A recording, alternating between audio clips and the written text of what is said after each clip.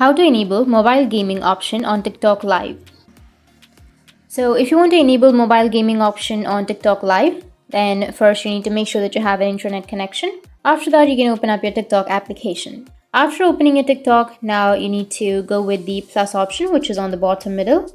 And here you will have post, templates, and you will have a live option right here. So if you have more than 1,000 followers, then you'll be able to have live option. But in my case, I don't have the live option. But if you find the live option, then you will have an option of mobile gaming under your live.